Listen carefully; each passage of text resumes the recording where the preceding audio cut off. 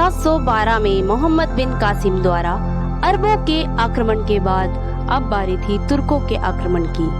राजा दाहिर की मोहम्मद बिन कासिम द्वारा हार के बाद भारत की पश्चिमी दीवार टूट चुकी थी। फिर क्या था? आगमन हुआ तुर्कों का। इसकी शुरुआत होती है 932 ईस्वी से। 932 ईस्वी में अल्पतगीन नामक एक तुर्क सरदार ने गजनी साम्राज्य की स्थापना की, जिसकी राजधानी उसने गजनी को बनाया।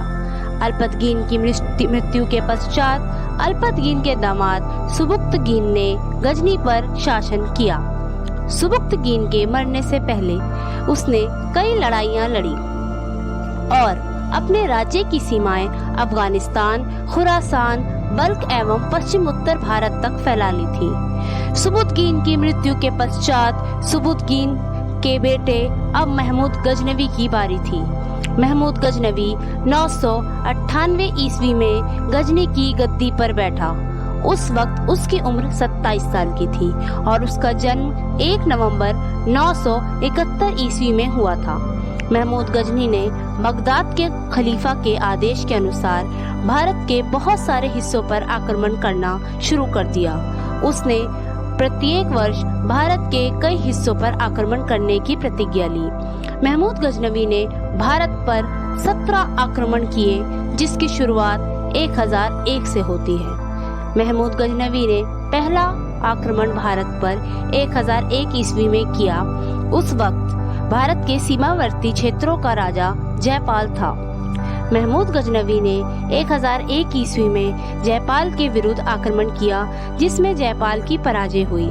जयपाल ने अपनी मुक्ति के लिए बहुत धन दिया, परंतु अपने इस अपमान को वो सहन नहीं कर सका और आत्महत्या कर ली। महमूद गजनवी के 17 आक्रमणों में से सबसे महत्वपूर्ण था उसका 16वां आक्रमण, जो कि 1025 में सोमनाथ मंदिर पर महमूद गजनवी ने किया। इसके पश्चात उसको अपार धन की प्राप्ति हुई।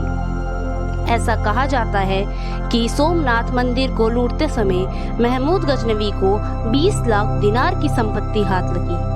उसके बाद उसका आखिरी तथा 17वां आक्रमण 1027 में जाटों के विरुद्ध हुआ।